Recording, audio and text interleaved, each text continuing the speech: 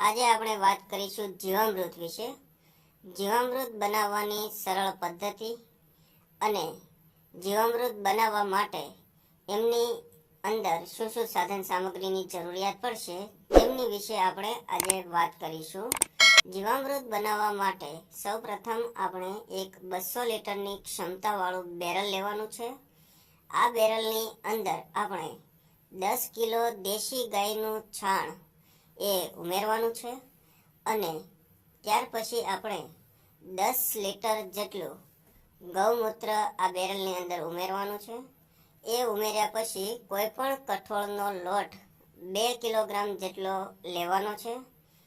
આ ત્રણ વસ્તુનું મિશ્રણ કર્યા પછી એમની અંદર 2 કિલોગ્રામ જેટલો દેશી ગોળ એ લઈ અને ઉમેરવાનો છે અને ત્યાર પછી આપણે અવાવરું ઝાડના થડ પાસેથી માટી અથવા રાફડાની પાસેની માટી લઈ 1 ખોબો જેટલી આ બેરલની અંદર ઉમેરવાની છે અને આ 5 વસ્તુનું મિશ્રણ કર્યા પછી બાકી વધતી ખાલી જગ્યામાં સાદું પાણી ઉમેરવી દેવાનું છે અને એ પાણી ઉમેર્યા પછી તળિયે અડી જાય એવડી મોટી લાકડી વડે આપણે એમાં ઘડિયાળનો કાંટો ફરે એ રીતે આપણે દિવસ દરમિયાન સવાર અને સાંજ 2 વાર હલાવવાનું છે અને આ દ્રાવણ આપણે સાયડાના વાતાવરણમાં રાખવાનું છે.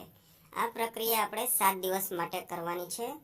એ કર્યા પછી આપણું જીવામૃત તૈયાર થઈ જાય છે અને તૈયાર જીવામૃત આપણે ગાળી લેવાનું છે ટપકમાં ઉપયોગ કરવા માટે અથવા તો પંપમાં લઈ અને છંટકાવ કરવા માટે.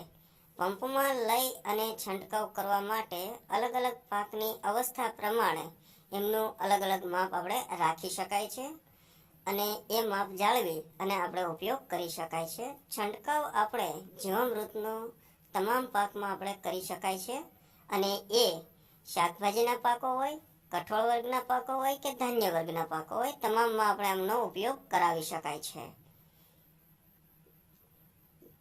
ધન્યવાદ.